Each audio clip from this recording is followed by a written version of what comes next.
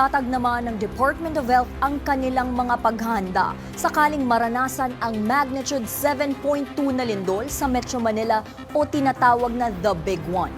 Si Kate Renya, una sa balita. Bilang paghahanda sa The Big One, inilabas na nga ng Department of Health ang listahan ng mga DOH hospital na naatasan para maging quadrant hospital sa North, East, South at West portion ng Metro Manila. Kasama sa North Quadrant ng DOH hospitals ay ang Dr. Jose N. Rodriguez Memorial Medical Hospital, San Lorenzo Ruiz Women's Hospital, East Avenue Medical Center at Philippine Children's Medical Center. Sa East Quadrant naman ay ang Amang Rodriguez Medical Center at Rizal Medical Center, habang sa West Quadrant naman ay ang Dr. Jose Fabella Memorial Hospital, San Lazaro Hospital at Tondo Medical Center. Kasali naman sa South Quadrant ang Research Institute for Tropical Medicine at Las Piñas General Hospital and Satellite Trauma Center.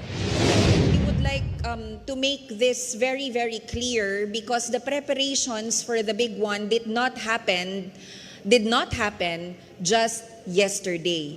It happened years ago. Base po sa statement ni SecTed, layon na maging last, hopefully not last, but the target is the last facility standard. Pero ang mahigpit na mandato po ng ating Pangulo, ni Presidente Bongbong Marcos Jr.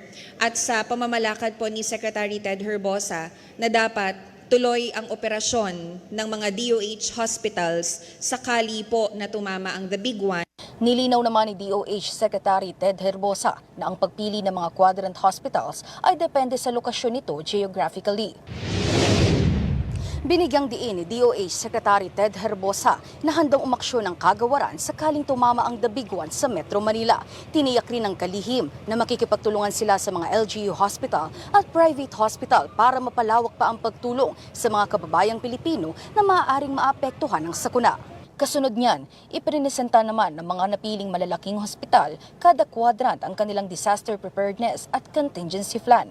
Kabilang sa kanilang pangunahing ibibigay na tulong ay ang mental health and psychosocial support para sa mga biktima. Nauuna sa mga balitang totoo at laging bago, Kate Renya, Alauna sa Balita, Congress TV.